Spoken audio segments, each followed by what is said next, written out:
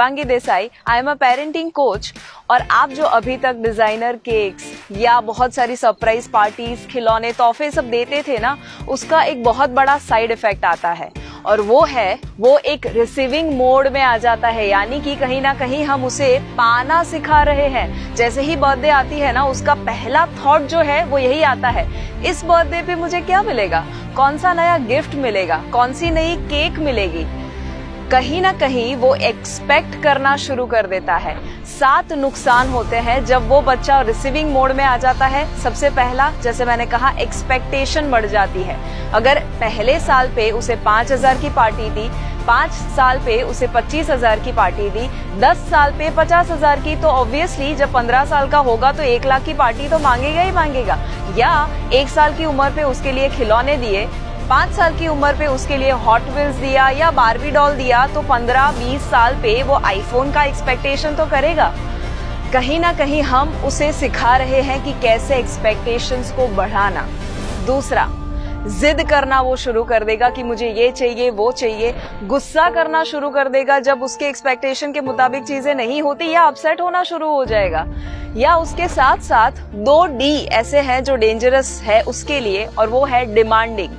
वो डिमांड करना शुरू कर देता है कि मम्मी मुझे तो बारबी डॉल ही चाहिए, मम्मी मुझे तो ये वाला साइकिल ही चाहिए। या वो डिपेंडेंट रहता है उसकी खुशी के लिए दूसरों के ऊपर। जिस दिन उसे ज्यादा विशेस नहीं आते हैं या तोहफे नहीं आते, उस दिन वो थोड़ा सा परेशान हो जाता है। या उसी के साथ साथ जो सबसे बड़ा नुकसान होता है ना, वो सेल्फिश बनना शुरू कर देता है। उसको यही लगता है कि मुझे क्या मिलेगा, उसका पूरा फोकस उसके ऊपर ही रहता है। और उसी की वजह से वो जब बड़ा होता है ना, तब जो 2 भाइयों के बीच में प्रॉपर्टीज के लिए झगड़े हो या कोई भी बात के झगड़े हो, या तेरा या मेरा वो जो माइंडसेट आ जाता है, वो शायद इसी का नतीजा हो जाता है। अगर आप चाहते हैं कि आपका बच्चा ऐसा बिल्कुल भी ना करे और हमेशा अच्छी क्वालिटीज को अपने साथ रखे, तो एक बहुत इंपॉर्टेंट चीज करनी है, क्योंकि उसका बर्थडे जो है साल का सबसे यादगार दिन होता है। उस दिन वो जो करता है वो उसकी लॉन्ग टर्म मेमोरी में फिट हो जाता है और वो उसके धीरे धीरे संस्कार बनने लगते हैं। तो अच्छे संस्कार देने के लिए सबसे बेस्ट तरीका अगर है, तो उसकी बर्थडे के दिन उसको कोई ना कोई एक्ट ऑफ काइंडनेस करवाइए।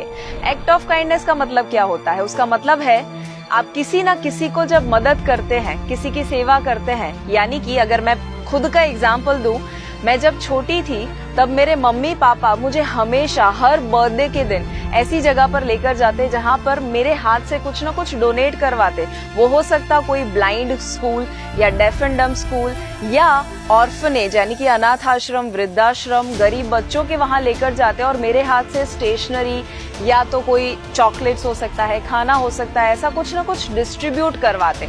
और उसकी वजह से आपको नहीं लगता कि वो जब आप करते हैं तो आपके बच्चे के अंदर ग्रेटिट्यूड यानी कि आभार होना, उसकी भावना आ जाती है। उसको यही फील होता है कि वो कितना लकी है, उसके पास कितनी सारी चीजें हैं। जब वो गरीब बच्चों को वो पेंसिल का बॉक्स देता है ना, तब उसे ये फीलिंग आता है कि यार सामने वाले के पास तो एक पेंसिल तक नहीं है और मेरे पास तो कितनी सारी चीजें हैं जो मैं इस्तेमाल कर सकता हूँ।